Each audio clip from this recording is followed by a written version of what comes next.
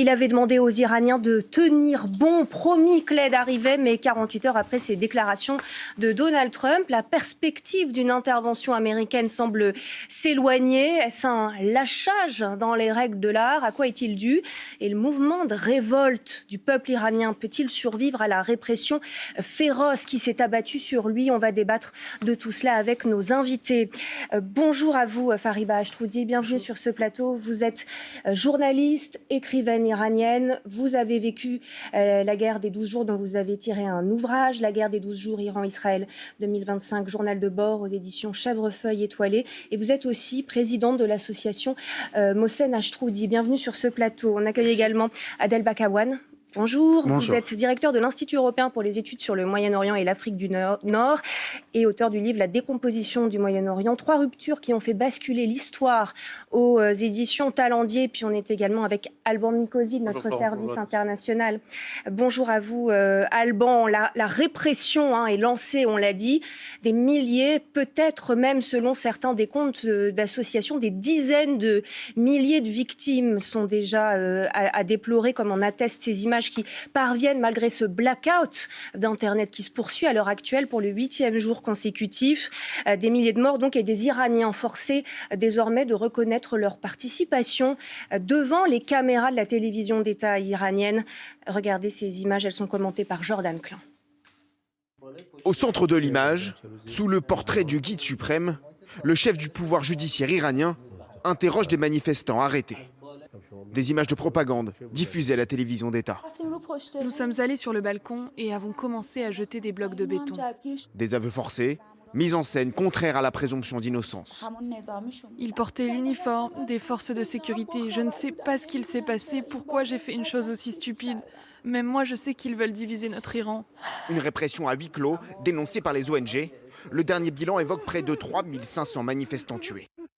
Ils allaient dans les hôpitaux pour achever les blessés, à balles réelles, en tirant des balles à bout portant. Enfin, là, je pense que les images qu'on a sont vraiment très, très, très loin de l'ampleur du désastre. Après de nombreuses menaces de Donald Trump, la Maison-Blanche temporise et renonce à intervenir pour l'instant.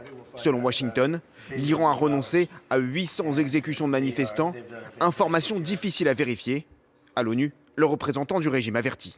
Tout acte d'agression directe ou indirecte se verra répondre de manière décisive, proportionnée et légale. Sur place, Internet est toujours coupé, situation qui dure désormais depuis plus d'une semaine. Fariba Ashtroudi, première question. Tout d'abord, quelles sont les nouvelles que vous avez reçues d'Iran au cours des dernières 24 heures? Est-ce que vous en avez eu déjà? J'en ai eu. Oui. Je ne peux pas parler de tout, mais effectivement, beaucoup de jeunes gens avec énormément de courage qui s'activent pour notre association, pour aider les... Enfin, ils sont au sein de l'association qui aide la jeunesse iranienne à l'université. 2 consignes, déjà, ne pose pas de questions. On a des codes ensemble. Et quand je leur ai dit qu'est-ce qui se passe, quand je leur ai demandé est-ce que vous allez bien, ils ont dit c'est l'horreur, c'est absolument l'horreur. On va bien, c'est très difficile. Les nouvelles que j'ai pu avoir par vraiment des codes qu'on a, c'est qu'on manque de tout, on manque de médicaments, on manque... La vie quotidienne est un cauchemar déjà, ça a été déjà un cauchemar. Et surtout, effectivement, on ne peut pas parler d'autres... Moi, je ne pose pas de questions. Eux, je fais passer les questions de manière indirecte, mais c'est qu'effectivement, une des choses qui m'a le plus frappée quand je lui ai dit est-ce qu'il y a eu, effectivement, est-ce que tu as été témoin de la violence, un peu de guerre civile, de la violence en dehors de la répression qui est un fait, mais de la violence entre Iraniens. Alors, Iraniens, soit, comme le prétend le régime, et ça peut être vrai, qui ont été manipulés par l'extérieur.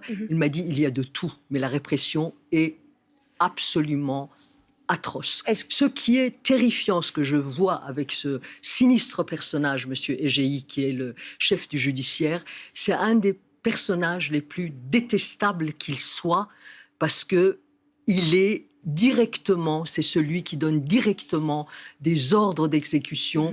Et quand on parle d'exécution aujourd'hui, ils n'osent pas exécuter, mais est-ce que dans les prisons, est-ce qu'on sait ce qui se passe dans les prisons? Est-ce qu'on a su ce qui s'est passé dans les prisons pendant toutes ces années? Donc, je veux dire, la répression continue, même si on ne le voit pas. Est-ce que vous savez si les manifestations, elles, continuent? Il y a des manifestations, mais extrêmement sporadiques et dans des coins reculés. À Téhéran, visiblement, il n'y a plus de manifestations. Mais où, je n'en sais rien, mais effectivement, il y a encore des gens qui se regroupent dans, je vous dis, dans des lieux très reculés surtout... Mais c'est donc un coup très dur qui a été porté à ces manifestants depuis... Extrêmement dur, mais... Pardonnez-moi. Adel Bakawan, est-ce que les mollahs ont désormais les mains libres, totalement libres de réprimer, ou est-ce que la pression des Américains fonctionne tout de même? On dit que 800 exécutions ont été suspendues. On a vu ce visage qui désormais symbolise cette jeunesse menacée de mort par ses dirigeants. Erfan Soltani, lui, son exécution aurait été annulée mercredi. Ce serait le cas de beaucoup d'autres. Où est-ce qu'on en est aujourd'hui de cette répression? Ils n'ont pas encore totalement les mains libres. Cela dépend de la négociation en cours entre Washington et Téhéran. On sait très bien, je le disais à plusieurs reprises sur ce plateau, certains mettaient en doute la tenue de ces négociations jusqu'au moment où Donald Trump a dit « j'ai donné l'ordre d'arrêter toutes les négociations là ». Et là, s'il a donné l'ordre d'arrêter la négociation, c'est qu'il y a eu des négociations à Mascate, la capitale de Oman, n'est-ce pas?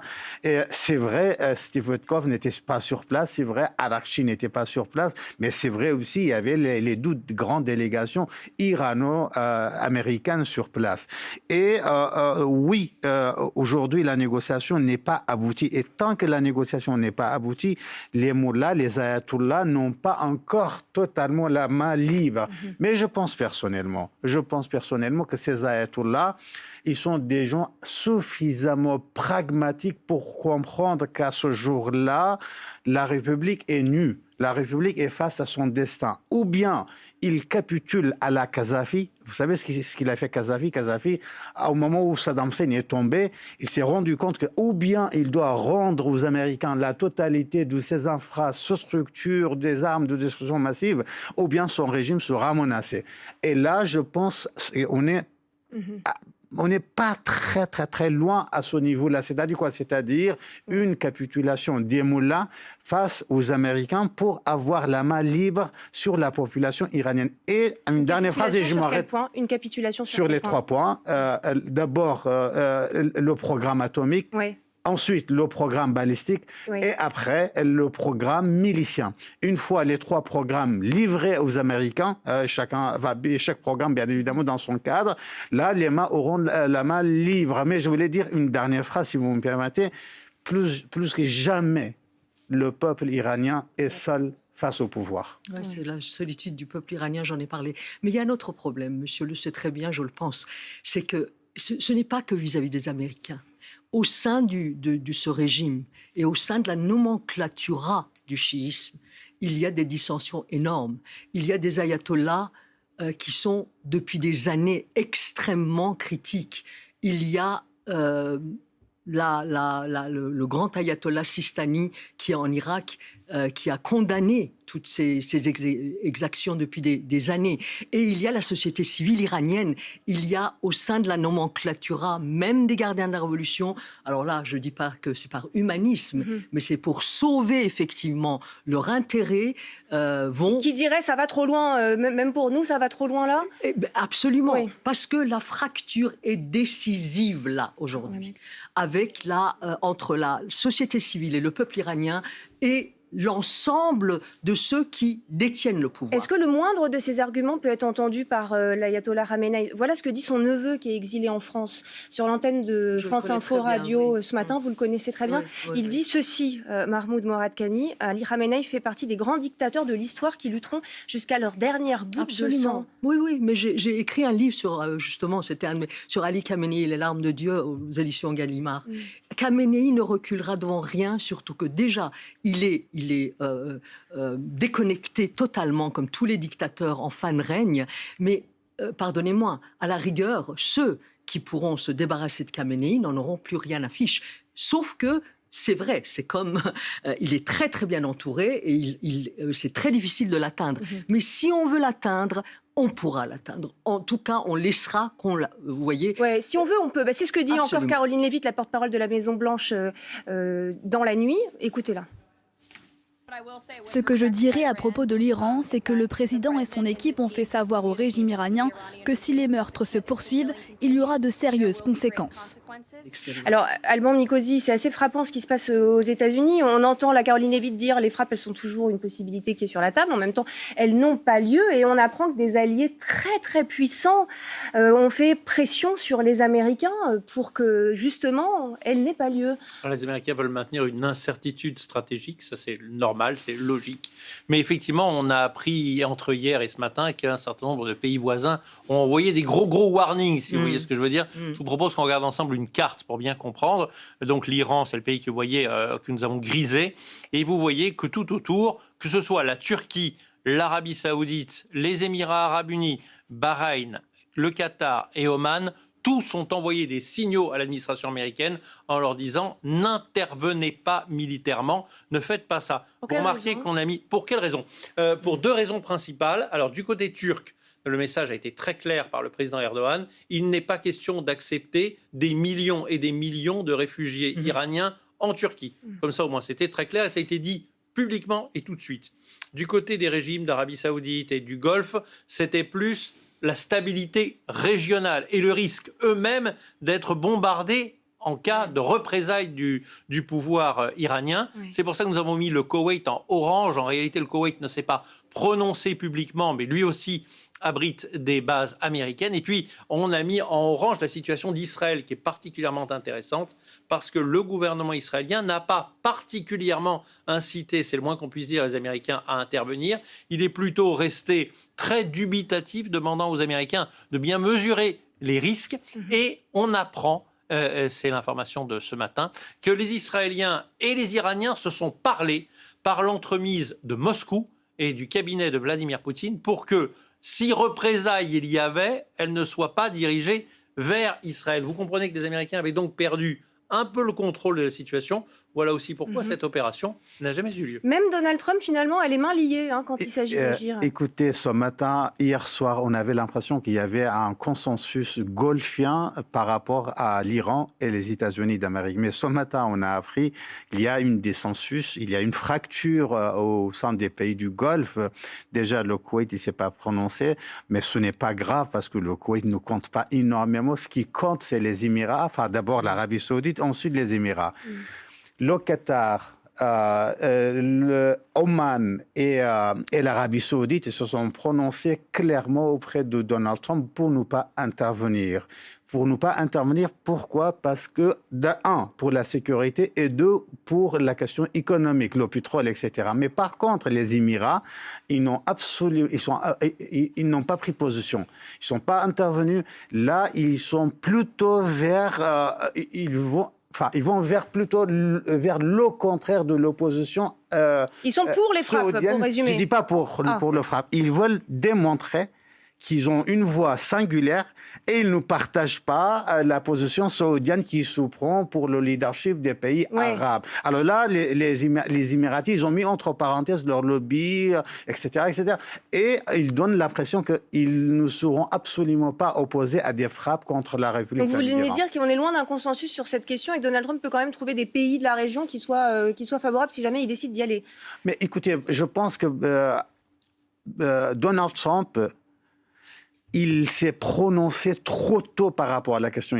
À l'échelle éthique, ce n'est absolument pas éthique ce qu'il a fait. Vous savez ce qu'il a fait ? Il a dit aux Iraniens, restez dans la rue, prenez le contrôle des institutions, l'aide arrive. Oui. Et 48 heures plus tard, il dit aux Iraniens... C'est la question que j'allais vous poser. Il dit aux Iraniens, je finis ma phrase, il dit aux Iraniens, non, mais c'est beau, tout va bien, la vie est rose, parce que les exécutions sont suspendues. Voilà. Non, mais Fariba Achoudi, bien sûr, c'est la question centrale aussi dans tout ça.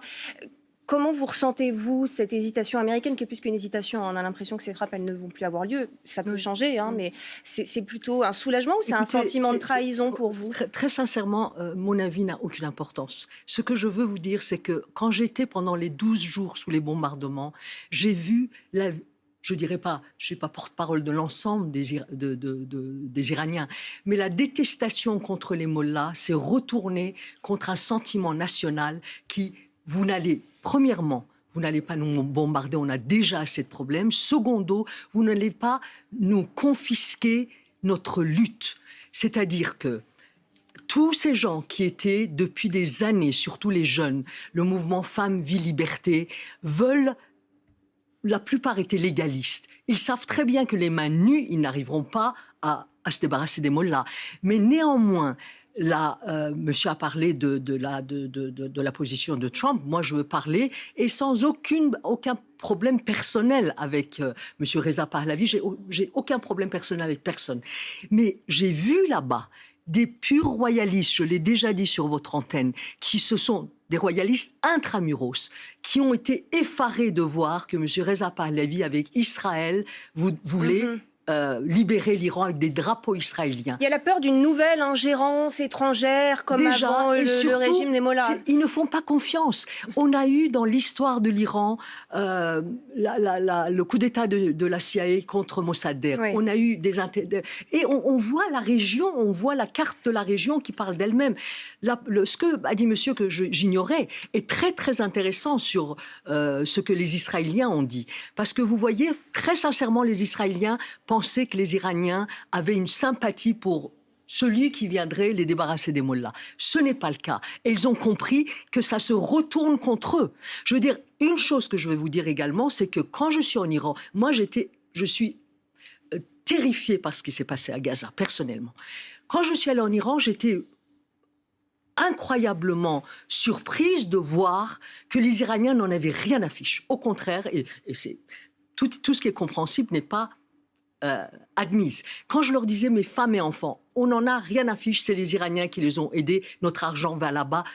Les premiers bombardements, quand on était entassés dans des voitures pour fuir Téhéran, 10 heures de route pour faire 200 kilomètres, j'ai entendu dans les rangs des gens, dans les rangs qui sortaient parce qu'on était épuisés, il y avait des bombes, en disant, voilà, on va être...